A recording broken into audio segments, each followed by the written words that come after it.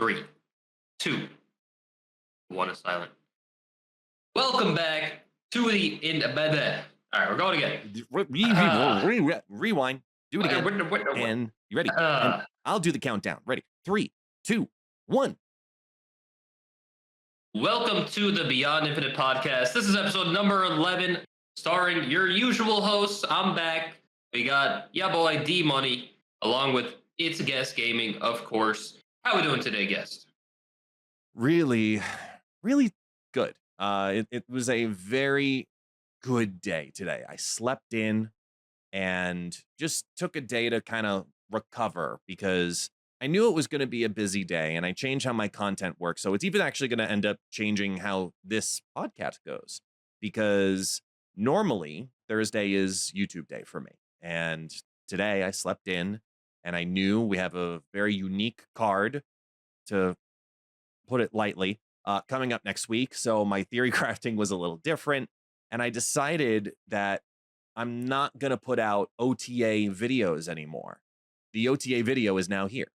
This is our OTA video. Whenever there's a patch, whenever there's an OTA, the reactions, I'm not going to be doing the double content anymore. We're going to talk in full detail here, all of the changes whenever we have, OTAs and news and patches. So this is my outlet now for that, rather than make a video and then also talk about it on the podcast. And then why double dip? I've noticed that that's not necessary. So we're going to talk a lot about the changes that have come to the game, and you and I have a lot to talk about, because I have no idea, because of last week where Lauren Whatevs came on in and substituted for you while you were mid-move. I have no idea your thoughts on Baron Zemo or Red Hulk or anything that's been happening, or like what to look forward to. So I'm excited for a very unique keyword podcast and getting back into the rhythm today. What about you, good sir? Yeah, I'm happy to be here. I've missed some exciting, very exciting weeks in Marvel Snap for the podcast, and yeah, for those that did not know, I did just move to Japan. That's why I've been a little busy and out of it for a bit. But yeah, I'm back, and I already got to Infinite. I've been loving Baron Zemo. We're gonna be talking about that in a little bit. I got an extra hour of sleep because the guest let me today. So yeah, I just, as soon as he said one more hour, as soon as I saw that on my phone, I just passed out. I was like, say less, man. Say less. Yeah, because now, we were only an hour apart, and now we're, I think, exactly 12 hours apart. Because for me, I'm recording this at 10:30 my time. Yeah, it's 10:30 my time. There we go. All right, we're a perfect 12 hours rather than a perfect singular hour. But daylight savings always throws things off too. But either way, I think we have a lot to talk about. I had a dream that it was like daylight savings last night. And then I woke up and I was like, wait a second, am I late to the podcast now or something? Yeah, it was weird. This is true. This is true. I can actually attest. We have messages that are proof. So let's hop into it. We got a lot to talk about, man. Let's just go right into the patch that dropped. And it's the patch that everybody's talking about for all the right and possible reasons, because they really finally maybe hit Thanos really hard. And I don't know about you, but I want to hear your thoughts on this first, and then I'll tell you mine, because mine actually ends up a little bit biased. So Thanos is now actually got a Quicksilver mechanic built into him. He now starts, your 610 now starts in your opening hand, and then the Infinity Stones get shuffled in, which I was surprised with. But I'll let you say your opinions first. Oh, I love it, man. Oh, I love it. Thanos has been king for a while, and there's been like no downside to playing Thanos, because you're basically just putting in so much utility into your deck. Like, yes, you're making it a little less often that you're gonna draw these certain cards. Like every other card in your deck, like you're gonna draw them less often, but not necessarily, depends on how many stones you draw and whatever. But you just get all this utility for free, pretty much. And sometimes there's a lot of games where you don't even draw Thanos, so it's like not even a downside to it's like if you play Yeah. high Evo in your deck and you have like but you have bonus cards so you don't draw high Evo because high Evo is obviously like the worst card. Um like you used to like when Thanos first came out, like it was actually like pretty good to play Thanos on the board. Like as even like a 10, like it was fine. But like if you got like that bonus effect from Power Stone, it was nice. Yeah. But now it's like there's way better six drops, like Blob, like I mean Magneto's just even better. Like there's a lot of better things that you would rather do on the last turn. And yeah, the fact that now he starts in your opening hand, so you have this dead card at the beginning. Like it actually like gives you a downside to playing this really strong card, and I think that in itself, I know there was another change as well, but that in itself is just like very helpful to uh, being able to deal with this status. Yeah, I love it. Yeah. It basically, I look at it from two different directions. I look at it as people are calling it the Quicksilver mechanic, where he's starting in your hand. It's the very first card in your 3 card draw, and then you get your turn 1 draw. So you can still draw stones. It's not like it's blocking it or anything. We had a whole discussion about this in the creator chat prior to confirmation, but like I look at it a little bit different. I'm looking at it from the perspective of this isn't Thanos starts in your opening hand. I look at it as you are playing now with a 6 card hand. And you, instead of having a max of 7, where like, for example, Agatha would start in your hand, but be an extra card in your hand on the opening hand. You start with 5 cards on an Agatha deck. Quicksilver, yes, but you also can get rid of it on turn 1 and then gain cards back. This is Thanos is a 6/10. It's now a 6 card hand. And I seeing this initially, just it was because it's the first line. Like as soon as you open up the patch, boom, there it is, new Thanos. And they're trying to dethrone Thanos. And I get it and I respect it and I understand it. I think it's this change in combination, though, with the time stone, the new time stone again. This specifically is to me the bigger change rather than Thanos being in your hand. Because now the time stone has switched to being on reveal, give Thanos -1 cost next turn, and then draw a card. And I think that change is 10 times more impactful than Thanos staying in your hand. Because you can play Thanos with a 6 card hand. I have proof of this already. But the time stone is so clunky and so not organic to anything the deck wants to do at all, because turn 5 is such a critical turn. And if you want to take advantage of that Thanos being 5 cost and being a 5/10, you have to play it on turn 4. It feels incredibly awkward to play the time stone. I think that this is the bigger change. And even if they didn't add the Thanos, 6 card hand effect, this may have been enough, personally. Yeah, I don't like that stone like feels like pretty useless now. Yeah. Honestly, like 'cause you never like you said like it's very awkward to just I mean, a 5/10 is not even good anymore. Like maybe back in the day it was like pretty good, but we have 4/10s at least. Like it is 5/10 is like nothing. I mean, you have Mockingbird that starts as a 5/9, but it's basically like 1/9. Like 5/10, yeah, you don't feel good about spending your whole turn just playing a 5/10 usually. So the fact Yeah. that you have to actually set that up to then have a mediocre play, I mean, it's basically you may as well just make the stone just draw 1 card at that point. Like maybe like maybe going into turn 6, maybe it's acceptable. I don't even Mhm. I don't know. Yeah, I think that is definitely a big hit. I mean, the green stone has been like the strongest stone after they had changed Soul Stone. Like it's been undoubtedly, I think the strongest stone. And it did get changed just recently, multiple times, I think, or no, just one time, and now it's changed again. But yeah, that's a big hit. I think both together, just that's a really big blow to the deck. Is the deck still going to be competitive? What do you think about that? I already started testing. It was the first thing I wanted to do was see if Thanos Cheater. feels good. If it feels bad, if it feels really that bad, or is it like a dead deck, Or did we just Kang Thanos? And honestly, I don't think we did. I think we have to completely relook at, though, how Thanos works, because losing that extra card, whether it could be a stone or not, losing that card draw definitely hurts.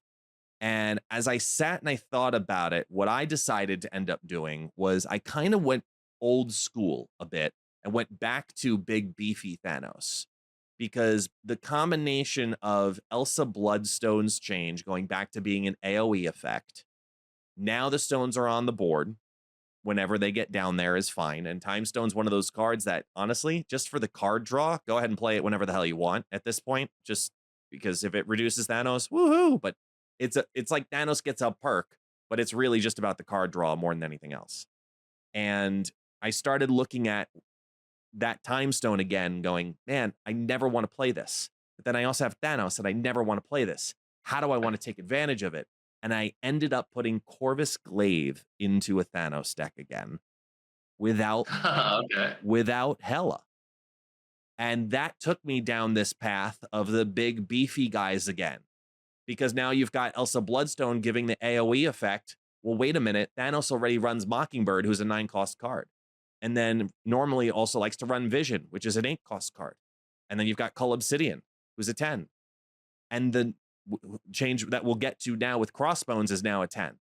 But then we also have a 3/8 that exists in the game. So I built the biggest, beefiest, Scar-focused Thanos deck I could imagine with Corvus Glaive, because I said, wait, I have fodder. I have literally 8 different options that are 10 or more power in some configuration. I can afford to lose 2 of them to be ahead of curve. And then also Hope Summers, because let's be honest, Hope Summers is like just freaking perfect. So throw Hope Summers in there.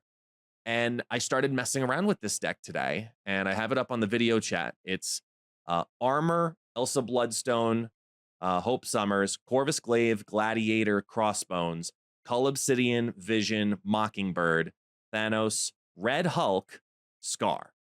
Red Hulk can be changed for Giganto or even just regular ass Hulk. That's fine.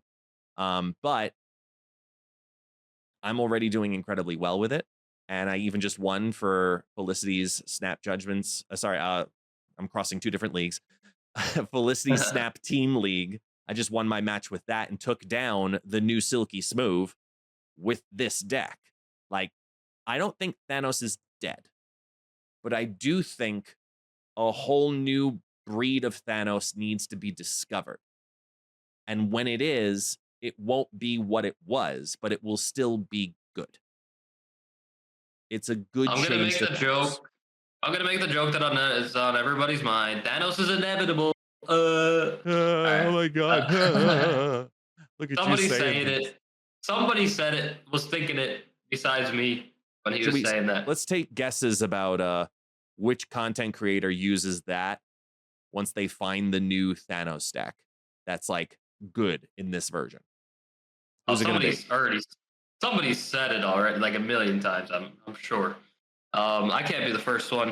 If I am, I'm a genius. But anyway, yeah, I think that Thanos is still probably playable, which does speak volumes about like the fact that it can be down like a whole entire card and still be very strong. I feel like I feel like it's still good. The stones are still pretty flexible overall.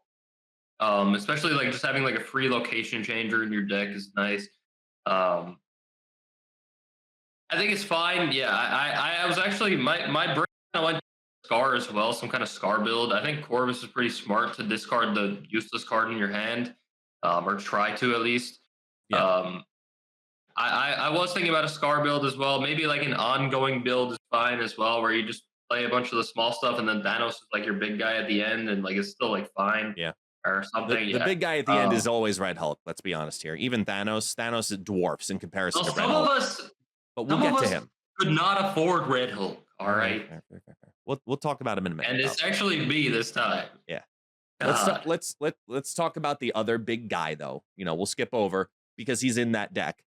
Crossbones. Crossbones got the Cull Obsidian buff. He's now a 4/10. So with that said, and because they highlighted a Scar synergy in particular, with Crossbones being a 4/10, Thanos or no Thanos, who's the better card? Crossbones or Cull Obsidian? Tough, right? I mean, both are shangable, so I'm not crazy about either. But it's interesting. Definitely interesting. I was just talking about how Crossbones was just like completely useless the other day. Like, why would you ever play that card? Um,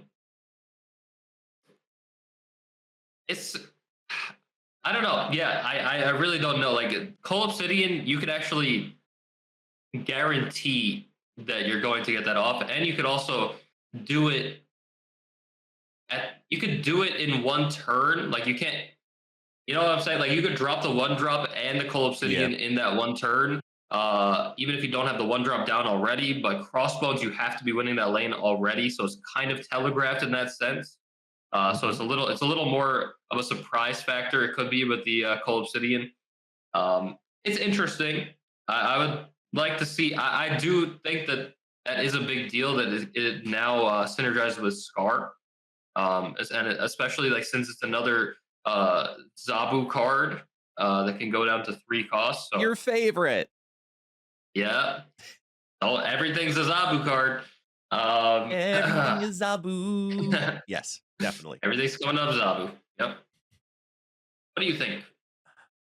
I think like I've been playing Crossbones recently. I threw him into Thanos decks because Thanos decks, since they made the most recent change prior to this one, it started to switch the idea of how the stones work. So you started spreading the stones wide, and very often by turn 4, you have at least 2 lanes with prio. Sorry, at the end of turn 3, you have 2 lanes with prio. So having a 4/8 to drop never really felt bad as a potential option in that deck. And then, in those builds with Psylocke too, you can ramp it, etc., yada, yada, right? So it was already something I was kind of working with a little bit. Now, it just fits even more organically into this style that I was running. But outside of Thanos, I think Crossbones, now being a 4/10, becomes a much more interesting card than before, because we also have War Machine in particular. And War Machine is opening up the use of Ebony Maw. And I think that priority play is probably one of the most important aspects to this, is maybe figuring out how priority is going to play into Crossbones on those first 3 turns in those big push decks, those Alioth decks, those super giant decks. I start seeing these 4 costs with or without Zabu. I start seeing a different line now with this 2 extra power being added to him. That could be incredibly powerful because, we have cards like Ms. Marvel. Just running Ms. Marvel, Crossbones, and Cull Obsidian, those 3 4-cost cards, that's a great package with Zabu you can put into pretty much anything. And I think it shows some strength of 4/10 is, the new 4/8. As weird as that phrase sounds, but it makes Sentry seem obsolete, except for junk. There's no reason you ever play that. And I think Crossbones is actually going to be something big. I think I'm just gonna make a whole deck of 4 drops and Zabu. And you would probably do pretty well with it. Let's be honest. 40% of the time you pull Zabu by 2. So put that in and then just go. Like Quicksilver. It's like the new version of Surfer. It's just a straight up Zabu. Yeah, we need a 4-drop Surfer card, actually. All right. You've given me a challenge then, sir. But what else we got here? What other exciting changes do we have in this patch? Anything else? Meek. Already. He's great. He's awesome. He became the #1 discard card. So they had to take a power off him, and they made him a 1/0. And I'm not upset about them removing a power because, that makes a hell of a lot of sense if it's a strong card, take away a power. But when you make it a 0, the bigger issue actually becomes it being a priority play on turn 1, and then you lose priority on turn 2. I find that being a little bit more disruptive than anything else, because this will not change too much, in my opinion. It won't change too much. Yeah, It'll priority on turn 2 doesn't really generally matter too much. Would you say that this change bugs you? one could say that. One could say that. Hmm. And I am one of those people.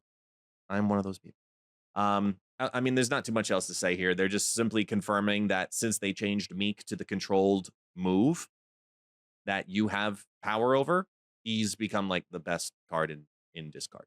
And Yeah. I can concur. I can concur. Discard is So they'll take a power off of Meek, but they won't take a power off of Zabu? Oh my god. not yet. Crazy. Not yet. What a crazy Keyword. world we live in. Keyword, not yet. I wouldn't be surprised if that happens eventually. But they could take that power and they put it up onto Sabretooth. And I don't care about Sabretooth. I'll be blatantly honest. I don't care about this change. I care about what they said in the first section of this description, which is them confirming many are saying 3-5 is the new 3-4, and they may be onto something. We've been fairly happy with how many of these 3-5s are working out. And between, Black Swan, now Sabretooth, Baron Zemo, who we'll talk about in a minute, we've had this conversation about 3-cost cards getting a buff. And does that fix the problem of Zabu making the 4-cost cards more valuable than 3-cost cards? I find it interesting that they're looking at it, though, and the more changes that we start seeing, I feel like they're leaning more onto changes on 3-cost cards than anything else. And they're leaning towards that aspect of, let's take some of these 3-4s or 3s and buff them up a little bit. Let's give them that extra power. Take this one here, Jean Grey. Let's make Jean Grey a 3-5 now. And let's make, I don't know, Killmonger. I mean, not Killmonger, but you get the idea, right? Let's take a couple of mediocre 3-cost cards, give them the 5 power slot and see how they do. Do you think that this pattern helps your Zabu case for those who are, like yourself, who are leaning more towards Zabu plus 4-drop is always better than 3-drop? Or will the rise of all of these 3-drops lead eventually, fingers crossed, to maybe the eventual rise of Surfer decks again and 3-cost cards being of value? I mean, I think 3-cost cards are fine already. I think Surfer is a strong deck. And we keep getting these new 3-cost cards that are pretty powerful as well. Mhm. Like Hope Summers, like Baron Zemo, they're getting good tools. I feel like Surfer is fine, and I feel like the power level of redrops is also fine. I think it depends on the direction that they want to go with power creep, but the overall power level of the game. I think that I will always have that opinion that Zabu is just overpowered because of all the powerful 4-drops that they have added into the game. But maybe they'll add other cards that will support other numbers. I guess it's very hard to do something like that. It's very limiting and restricting to design space. I feel just like how they have Mr. Negative in the game. They have that in the game since the beginning. That does kind of it forces them to make decisions with every card that they make with the power distribution and the cost and everything. So when you add a card like Zabu in now, if you add these really powerful 4-drops, now you're always gonna put Zabu in the deck, you're always gonna put the powerful 4-drop. And that's kind of how it is with any kind of card like that. So I don't know. I don't even know if I really answered your question, but it's tough to it's tough to theorize. I feel like it depends on how. I don't know if I really could answer it. It really depends on how they want to flesh out the power levels of these specific numbers. It's difficult. I'd have to. It's above my pay grade. Yeah. You don't pay me enough on this podcast, guys. Yeah. To Sorry, really my give you an bad. answer. maybe more people just need to subscribe and then we'll talk.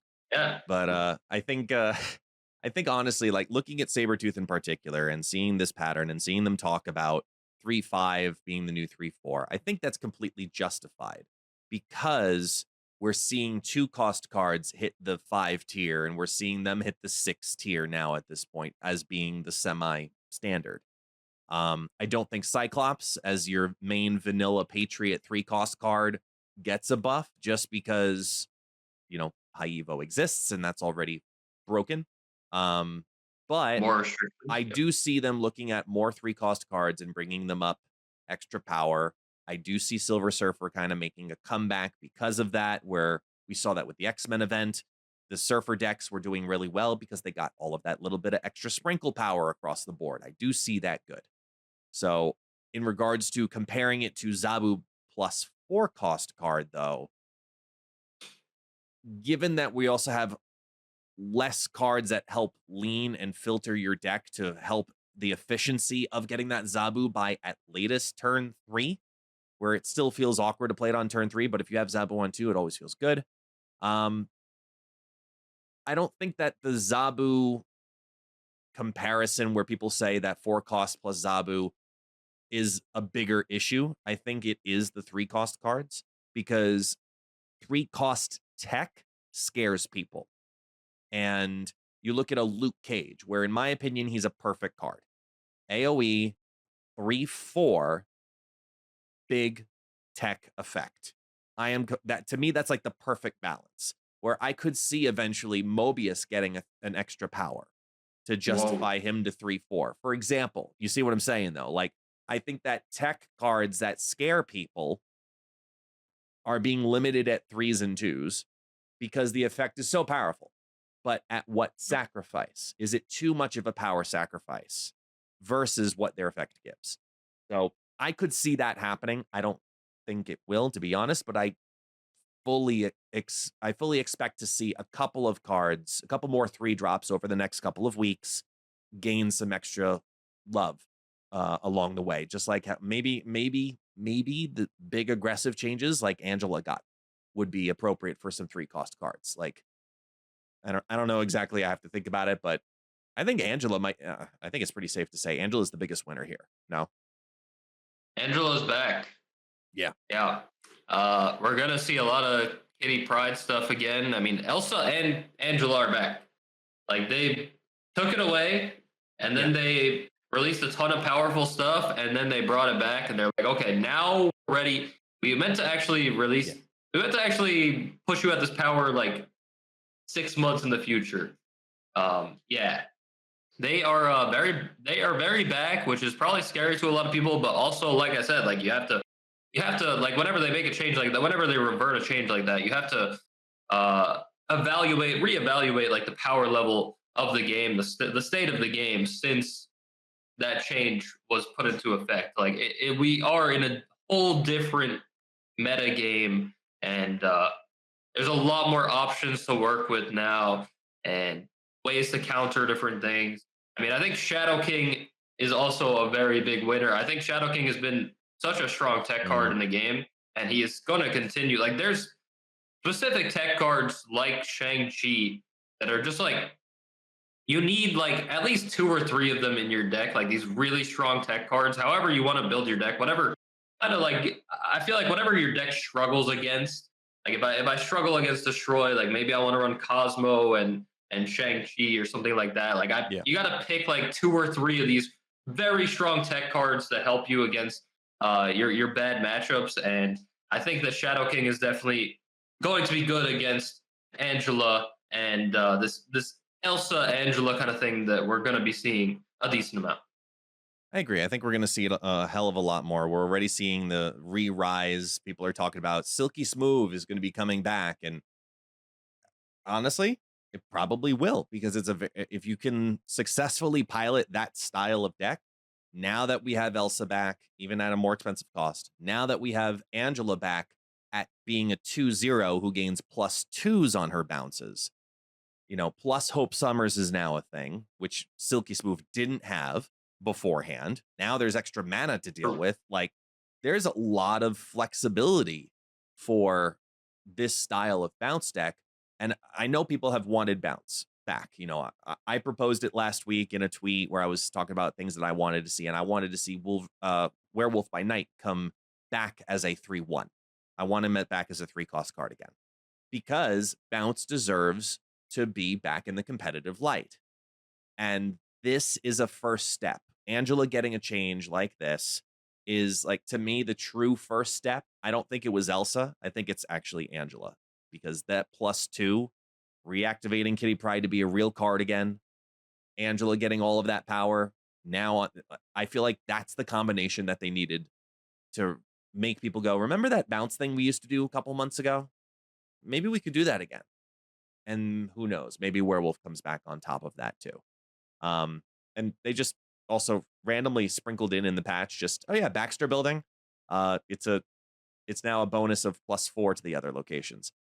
I actually don't know if I like this little change of making it +3 to +4, because it demunes Crown Palace, which is winning this location gives you +4, but only at adjacent locations. So now Baxter building is better versus compare. I don't know. Yeah, I don't know. I get it. They even say it in the comments. Do you get it? Yeah, you get it. Okay, cool. But maybe, do you buff Crown Palace? I don't know. Yeah, it's basically just like the same location, just a tiny bit different now. Yeah. I don't care. I don't really care about location changes as long as it's if it's Subterranea. Krakoa was big though. That was a big location change. That was a big one. So don't tell me you don't care. Don't tell me you don't care. I care a little bit. But let's talk about something that you do care about, because you already mentioned it earlier. Baron Zemo. I love Baron Zemo. I want to hear this. Go. Yeah, I actually do love Baron Zemo. I played so I just got back to Marvel Snap when he I had taken a week off to move to Japan and everything, and then once I got settled, once we got internet here in the apartment, Baron Zemo dropped, and I was able to play with him on the first day. And I started off playing him in what did I play him in? I played him in a Patriot deck, I think, and that was pretty fun. But I eventually tried out. People in my chat were saying oh, maybe you should try the Gladiator deck, the deck that they showcased him in the release video, where it's just you play Yondu into Cable, Baron Zemo, you got Gladiator. You basically mill your opponent. And I was that's pretty much just a meme, chat. But at this point, I mean, maybe I'll meme around with it. Maybe I'll try it out. And I did try it out, and I actually freaking love it. Yeah. And it's actually pretty strong too. It also just makes a ton of content like every other game. It's just so fun to play and to watch, and it's pretty good. And yeah, I'm actually having such a blast playing with Baron Zemo. And I'm assuming my opponents are not having as much of a blast, but when I Dr. Octopus, after I destroy their whole entire deck and then I Dr. Octopus and take out their whole entire hand, it's probably not as fun for them. But for me though, oh, it's been a good time. Yeah, I've really been loving it in that deck. I will say, I even put a video out on mine because I absolutely loved it. I thought it was a lot of fun. With that said, though, it's also the first week of the season, and everybody's playing against a whole lot of bots. So I don't know how fun it actually is yet. But for the time that I got to mess with it in the 70s and 80s, I was like, okay, this is a cool deck. This mill archetype is actually a thing now. It's a real deck, and I found it to be consistent. I put in a Grandmaster combo too, because I thoroughly enjoyed going Baron on 3, absorbing man on 4, into Grandmaster and Gladiator on 5. That was a lot of fun. I'm not gonna lie, that was a lot of fun. Just completely ruin your opponent in those 3 turns, and you have everything and they have nothing. And then yes, Dr. Octopus always feels good. Playing it with armor feels even better. Guaranteed clock. It was so surprising, because I think it was just refreshing. It was something completely new. It was an archetype that we've experimented with. Like, I've seen people try this mill style of deck before and not have it be really truly successful. Baron Zemo, though, at 3/5, reverting back to that conversation, plus whatever he puts on the board is incredibly strong and very high statted. And I think that piece is kind of what it really truly needed to go over the top of saying, hey, this is a real deck now. Using your opponent's cards, but not in the way that Loki does. Even though Loki works great with Baron Zemo, I will say also, big fan of Baron Zemo Loki at this point, because you get a even earlier head start on your cards, and then Mockingbird loves that even more too, which is an organic fit into Loki decks. Like, there are some really cool things you can do with Baron Zemo. My asterisk to it, though, is that I don't think any of them are truly competitive. Sorry. Uh, it depends on what your idea of competitive is. What is it? My idea of competitive is me telling you next week, run that deck in Umper Infinite and pull the same win rate. If you can do that, I will rescind that comment. And that is my challenge to you, good sir. Because I don't think you could. I honestly don't think this deck, and I love this deck. I put up a great win rate with the deck too, but a lot of it's bots. And I think okay, yes, I have played against a lot of bots to get to Infinite. I just cracked Infinite last night. I got to I'm starting at 200, top 200, and I do plan on playing that deck in Infinite. But I do think that it is a little worse. I do think like also it's hard to tell with the bots right now, but it's also hard to tell because people are trying to counter the card. And Baron Zemo, I've been Baron countering Zemo it. does have It's been fun. Baron Zemo does have counters, all right, and some of the counters include like playing like a Shuri deck, playing like a Sauron kind of deck that has Ebony Maw and Zero in it. You can also play if you're playing like a discard deck, like discard cards can mess you up a little bit. If you're playing against a destroy deck, destroy cards can actually mess you up a little bit. And also it makes your destroy is a big counter to the deck because you're playing a card like Gladiator as well, and you're basically helping your opponent's game plan. You're basically improving it. So I think a lot of people are trying to play these decks that do well against Baron Zemo because it's very popular right now. It's so much fun. There's a lot of fun killers out there. Yes. But yeah, so it is hard to tell overall. I think the card will be. I think it will be competitive once the meta settles and people kind of let Baron Zemo settle in its own right. Yeah, that's my take. I think it's actually pretty strong. I mean, stats wise, it's a great card. Absolutely. And I think we will find a home for it, but I think we'll find a home for it similarly to how we view Cable in Loki. It's an option for an archetype. I don't see it ever becoming an archetype staple in any specific archetype, though.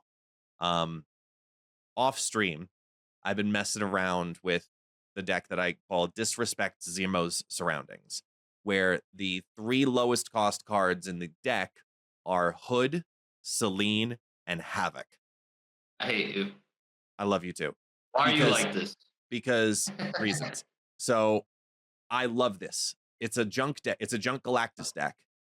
And man, I've only done it one time so far. I've only pulled the combo one time, but drawing Hood and Selene on 1, your opponent plays Yondu on 1 or 2, and you just instant snap because you know they're going to pull your Havoc out of the deck. And I just know it's already going to happen. And it was the easiest Evil. 2 cubes. Just boom, done. I knew it was done. I knew it was over. I knew it was game over because that deck was built exclusively for that. Just hang on to all this kind of crap. And it's a junk Galactus, chaos, evil, toxic deck because Baron Zemo's a thing for now. But I don't think it's going to be as big of a thing after this week. Right now, a lot of people are climbing. A lot of very competitive people are climbing. They're, playing up against a lot of bots. They're a good player. They can make a bad card look good and look better than it normally does. even if you look at the stats on Untapped, the card itself is doing okay, but it is not doing the stats that other season pass cards would put out on release. I can say that confidently. So I think it's gonna find a home, just not because of its mechanic. I think just because of stats. I think it'll be a good. It'll eventually become a good card, but B tier. Yeah, B tier. I think that's fair for now. Like I said, once the meta changes, I think it'll be pretty competitive. But it's actually interesting. I didn't really understand the Yandu change until this card came out. Like Yandu now hits the lowest cost card in your opponent's deck. And I was like, wow, this card sucks now. They actually killed Yeah. like he wasn't even good before, and now he just like really sucks. But Yeah. now I understand. They literally just like put up a little alley oop to Baron Zemo, and he just slams it down. Yeah. It's like the perfect combo. But now Yandu, like that's the only thing that Yandu can do now. Like he's only gonna be played with Baron Zemo probably. Like no, Yeah. there's no like you don't even want him in a regular destroy deck theoretically. But maybe a regular destroy deck turns into a Baron Zemo. I don't know. Yeah, I mean, Maybe they run Baron Zemo. I was looking at like Mill Destroy, for example, where it's, Yondu and Gladiator, which are, thinning your opponent's deck anyway, and then throw in a couple of semi-off destroy elements, like let's say like a Killmonger, for example. So if Zemo pulls a 1-cost card, Killmonger can kill that too. And then throw in Null. Throw in Null and Death. Because then you've got a different take on it. But as I looked at it, it's not going to go over the top of what Destroy can do. It's an option for a deck, but again, nowhere near close to as good as anything else. Unlike the other card, where it just basically said, remember that really big, strong guy that we can play all over the place, and he gets really big and really strong and really mean and really green? Blob. Oh. Close enough. Oh. Yeah. Well, both of them. Blob 2. Blob 2. Sit both of them down. Sit both of them down. Because Red Hulk is now here also this week. And you said you didn't get Red Hulk, but I'm safely assuming you've gone up against a couple. Just a little bit. Yeah, just a tad. I'll take the lead on simply saying, holy beef. He's beefy. So much so, we're already hearing in 48 hours, this card either A, needs to get nerfed, or B, you need to buff Infinite. What? Like, that's insane to me. That we have to consider how much power this guy individually can put out, being so chattish that, you know what, the biggest card in the game is not big enough. Because Red Hulk, if you draw Red Hulk on opening hand, it's almost guaranteed 623 by the end of the game. If you draw Red Hulk on turn 1, it is overpowered. And it's not even like close. It's just insane. The only downside, of course, is that your opponent knows that you have Red Hulk. Right. Like, whoop-de-doo. Like, yes, like that is a factor for sure.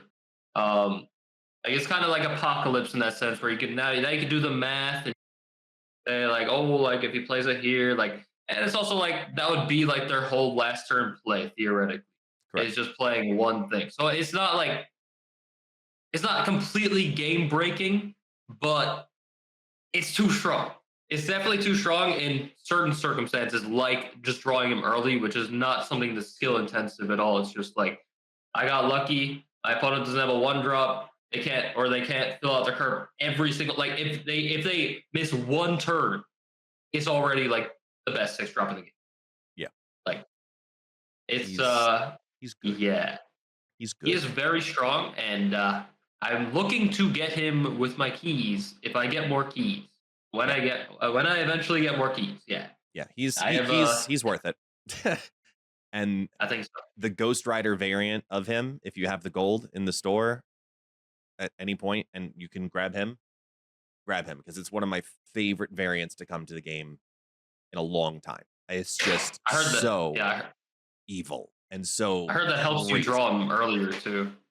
Potentially, yes.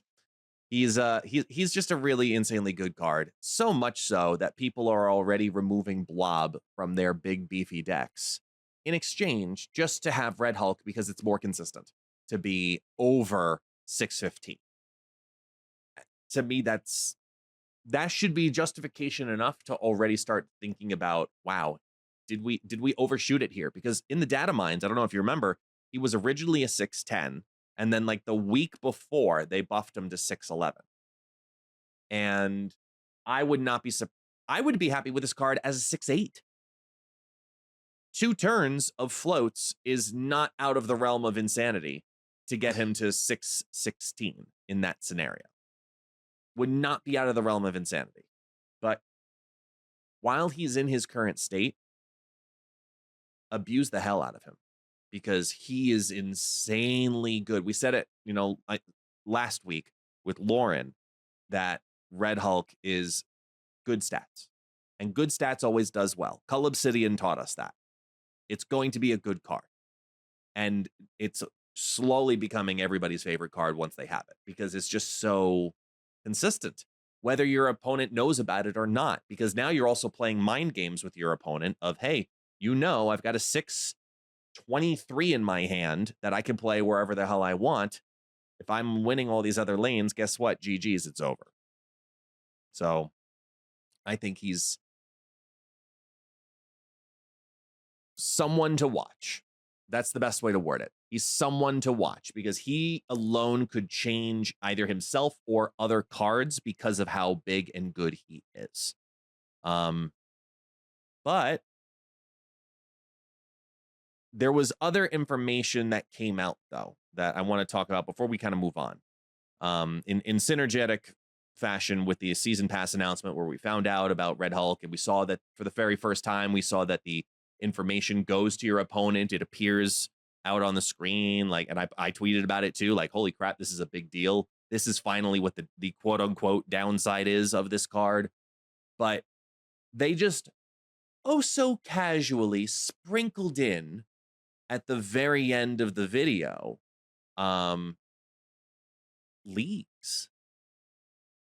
And this is the first time we've heard about something new officially from Second Dinner. We knew that Clans was being worked on in some capacity, but as for a new game mode, Leagues is finally going to be a thing. And I have thoughts about this, and I had live reaction thoughts about this. So I know you actually brought this up to specifically talk about tonight.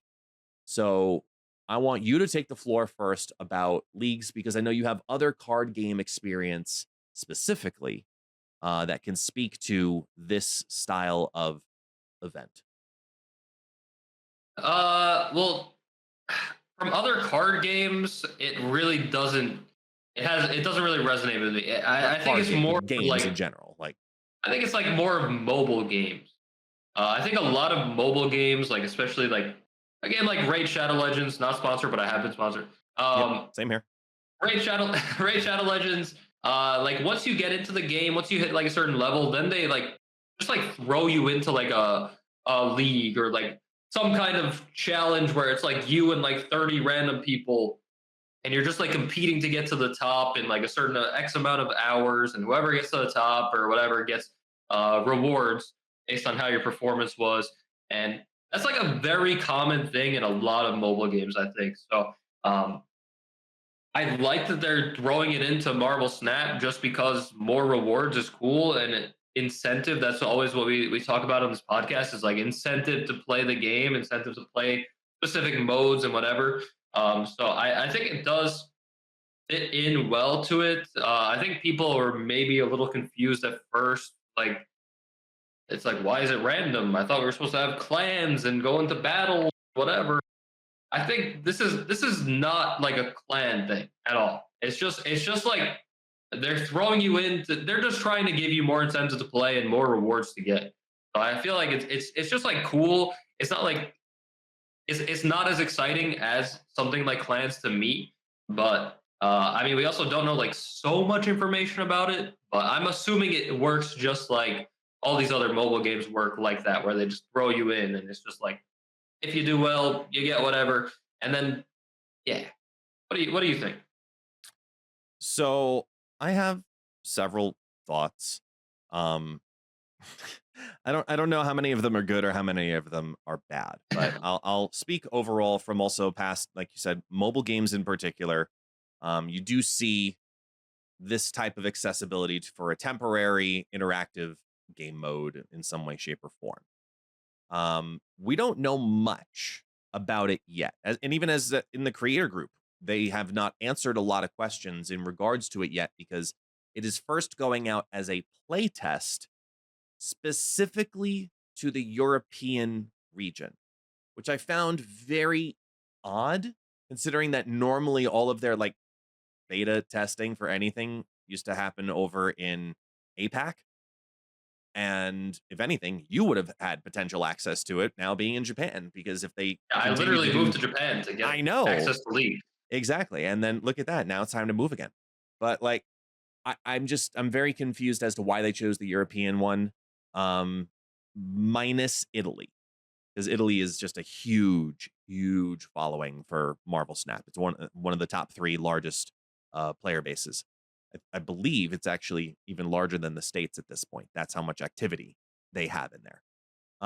But digressing from that, there were a couple of things that I really wanted to know about it first before making like a true I love this, I hate this prior kind of poking decision. How are the leagues created, for example, right? Is it completely random, or is it regional, or is it based on your MMR? Is it based on your rank? You know, like how are the groups being assigned first and foremost? That's to me a big one to kind of understanding it. Based on what it looks like with like cubes specifically, it looks like this is going to be an in integration with ladder only, not conquest. So I'm actually kind of okay with that because conquest already, you know, has rewards from it and also has um incentive basically to play the game mode as a resource management piece. This is now the resource management piece for continuing to climb on the ladder. It's you could gain extra, you know, league things. However,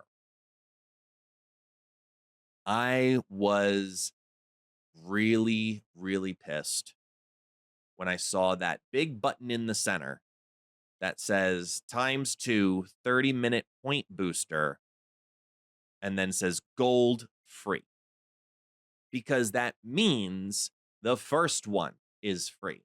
And then confirming that at the very top, it shows your gold count so you can choose to use gold for future refreshes.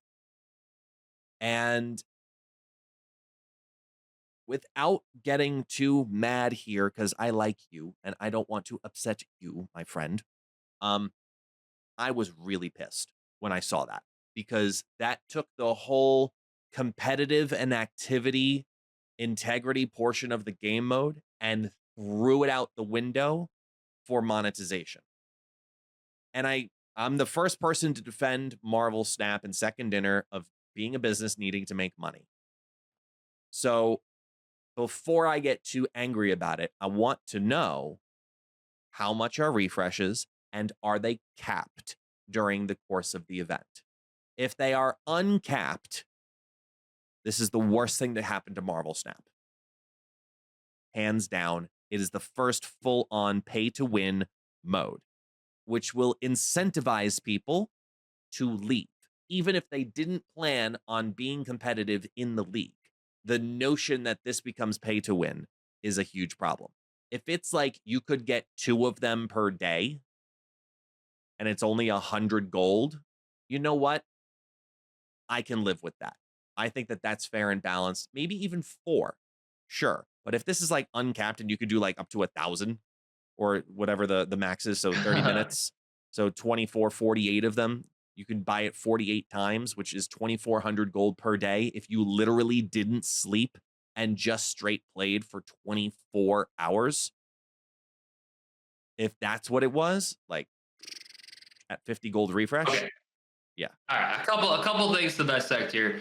First of all, yeah. So we don't know how. Yeah, we don't know all the information, and but from given Marvel Snap's track record, where they, I mean, even in their advertisements that they put out everywhere, it's like, what if the game didn't let you pay to get as much as you want, or something like that? Like, I think based on their track record of like limiting purchases, I would think that they would also limit purchases with this, but also at the same time, like me personally, as somebody that would not spend money on this stuff, because it's free already to join these leagues. I don't really care. Like, I think that it's kind of I think it's kind of dumb. I agree that it's dumb that you could pay to win essentially, but also it's like, if you really want to do that, like, be my guest, whatever. Like, I'm in this league for free anyway, and it's just like free rewards. So if one person wants to pay to pass me, and then I'll get second place or third place or whatever, like, I don't even care that much. Like, it's just free rewards at the end of the day. That's how I kind of feel about it. And I forgot what else I was gonna say. Yeah, that's like the main, thing. It's just like a free thing anyway. I think it's dumb, but I don't know. I don't mind. Like, I do mind in a sense, but like also I don't care. Like, it's not like it's like a whole new mode. It's still just like the regular. It's still, I'm just playing the regular game. Like, it's not like I have to take a break from my ranked stuff to play this other mode. Like, if that was the case, then that would be pretty dumb. That you could pay on that. But since it's just like an addition to my regular stuff, I think the bigger thing is kind of, I don't know if it's really bigger. I think both things are big, but it's also like, I saw this complaint in creator Discord, and I totally agree with it. Is that um like, the streamer, if you get put into a league that a content creator, well, like, a content creator is going to be playing a lot more than your typical player. So like, take like a Lambie for example, who's, or Dara, who does like 12-hour freaking streams, and he's just like constantly playing games. Like, you're gonna have no chance against a player like that. So I wonder what the limitations are overall, and maybe that's why they're testing it, to try to get like these kind of numbers in line. Because I don't know, if my opponent, like, they may have to limit you to a certain amount of games, or like maybe take your best performance in like a certain amount of games. I don't know exactly how it would work, but somebody in a league like that, like, you already feel like you've already lost before it even started, and that's kind of, I think a portion of it too, that I'm personally, I guess, a little worried about because of the creator side, and so it's a little selfish. I'm worried that this is going to be a weekend thing, and most creators take weekends off because they stream during the week if it's, their main gig. Take a look at the viewership on Marvel Snap over the weekends. Saturdays and Sundays are two of the worst days to stream Marvel Snap.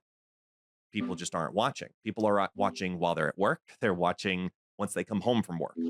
So if this is a weekend event and they want the free marketing on it, if this happens on Saturday or Sunday, they're going to lose out big time. Best day of the week they could do this on is Mondays. It's pre-OTA, pre-patch. It's the end of the season, end of the week, end of the whatever, always. Safest day to do them. Like, I hope this is because I know Second Dinner from experience. I know they were looking at Mondays in particular, trying to figure out Monday things in some capacity, like doing something. So hopefully this is that, and it's once a week, and it's every Monday. It's League Day. Awesome. Super amount of content, super amount of fun. I'd be totally okay with that.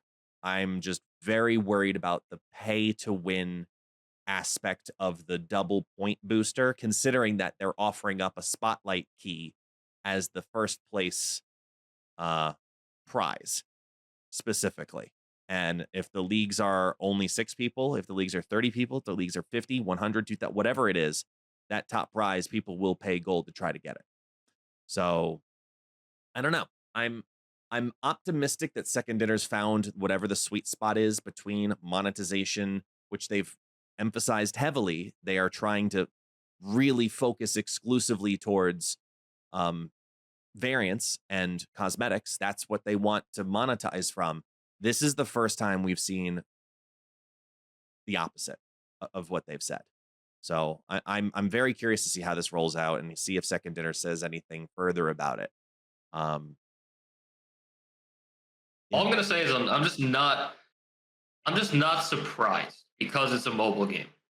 Mobile games are fair. full of these microtransactions, and yeah, it's not that it's not disappointing. It's just that it's really not surprising to me. But I do wholeheartedly agree with you that it would be better. Like, I would definitely like it a lot more if you could not pay to boost. But then, like, you're always gonna have a factor, like I was saying before, like the streamer playing just more than somebody else, or somebody just with more time than somebody else. A little kid just doesn't have any Casually. responsibilities, just jamming a million games. Like, Yep. come on, man. Like, there's always gonna be. I think there's always gonna be something with this. So why not capitalize on it and take some people's money? Yeah, I think that was the direction. And that's what worries me. But speaking of what worries me, though, have you looked to the future of what's happening next week with Marvel Snap? The new card. Yeah, the anti-man thing. I have seen that card. Yes. Yeah. So US Agent is coming next week. And when I tell you, I thought Pixie was hard to theory craft around because there was so much unknown, so much confusion, trying to capitalize on her ability and stuff. Like, that was the hardest deck creation moment I had up until this moment. Because US Agent, who's a 2/3, ongoing, 4, 5, and 6 cost cards here have -3 power. I mean, it's going on my channel, going on my things. I don't care. I'm going to say it. Everyone has talked absolute dog shit about this card for all of the right and possible reasons, because it's a tech card at 2/3 that only gets a benefit if it hits one card on your opponent's side, but this is ongoing, so it could hit on both sides. So it can hurt you. And I was very worried going into theory crafting today, trying to figure out what in the ever living hell am I going to do with this card? Because this is just like, I feel like this is just incredibly bad. And I had gone into it with the mindset of there are 2 synergies I knew of I wanted to use. Hobgoblin, because that just makes a hell of a lot of sense, because now it's a -8 plus -3 that you can send into the US agent lane. I'm like, okay, that's one I can work with. But then outside of that, I'm like, Cerebro 3 and Doc Ock? Like a non-destroyable Doc Ock? Like, maybe? Like, I had a really tough time with this card, I'm not gonna lie, because I think I'm stretching here.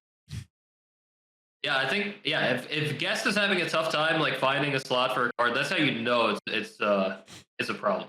That's how you know it's a weird card, is trying to say. I think the card is I think it's very, very mid. Like, comparatively, especially to like all the other cards we've been getting. I think it's pretty lackluster, but I could see it finding a home in some kind of ongoing deck, like just an ongoing deck in general. So Spectrum deck, replace Colossus kind of thing.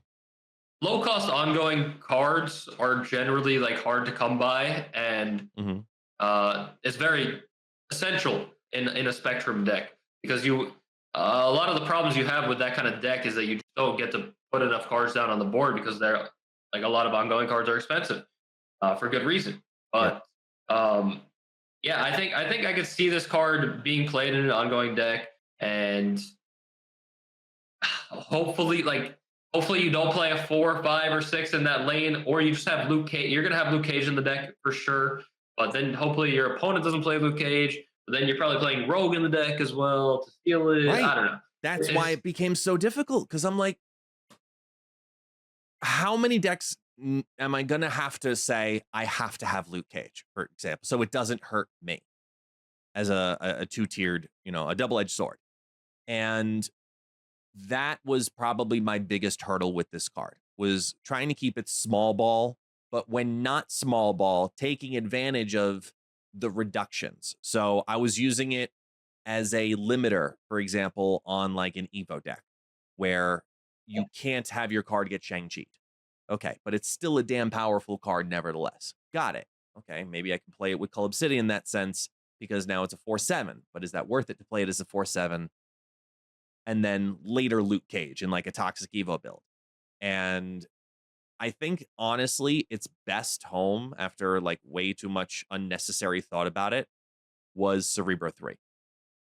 Because not only are you buffing your side, but Cerebro 3 plays a lot of small ball.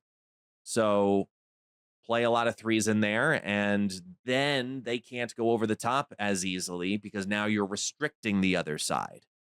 So you're not putting your Iron Man or your Valk there, but you can put literally everything else, and that's fine. Okay, so you play Cerebro 3, but then you also play some 4, 5, and 6 costs that are 6 power. So then they go to 3. And then there you go. Cook with that, guest. Cook with that. 5/6 is Annihilus. So Yeah, that's not bad. there you go. Stature, good luck. Hello. Oh, good. Hella, just so we need in here. Hella into the US agent lane. That makes total sense, because now we can play Blade and Swarm in there and then put Perfect. Hella down onto the US agent lane. That could be a cook. That could be This a is cook. OP. Yeah. So they're getting You should play that. the live chat's getting the first exclusive on that, and then everyone else will tomorrow. Sure, maybe there's something there in particular. Otherwise, your other 6/6s, 5/6s, 4/6s, there's a bunch. Yeah, that's what I'm saying. I don't know. No, but I really think that ongoing is probably just the direction with it. I mean, like I was saying before, like as Chad is saying as well, like Man Thing. If you put Man Thing in that, and you have Luke Cage, like it seems pretty solid at just reducing your opponent's card. But like as on its own, I don't think the card is crazy. Is it a Series 5 card as well? All of them are again. All right, well that's tough. But yeah, That doesn't feel good. I know. Yeah, Series 5, 6,000 tokens for a card like that does not feel great. Like it's not a card that you necessarily need in like any deck, but it's just like it could be good in 1 or 2 decks. And like that's not something I want to spend 6,000 on. Especially if I'm not getting a limited edition, first edition stamp on it. But whatever. You're still bitter about that, I'm not. aren't you? Jeez. That's a conversation for another day. Yes. As we say on our channel, it's a conversation for another cocktail. It is, US Agent is a card, and that's how I'm going to word it. He's a card. It is a card that is releasing in a week. Right, exactly. And one of 2 things is going to happen to this, in my opinion. US Agent's either going to be the next Cannonball or the next Rock, and nothing in between. He's either going to be a card that surprises the ever-living hell out of everybody, because he ends up being 2/6 value way more often than people expected, or he's going to be absolute dog crap. He's just going to be awful. He's going to be awful.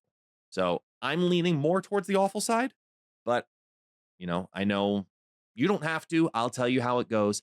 I'll get them. I'll test them. I've got keys right now. You got to focus your keys over towards Red Hulk. That is way more important, let's be honest here, because he's just insanely, insanely good.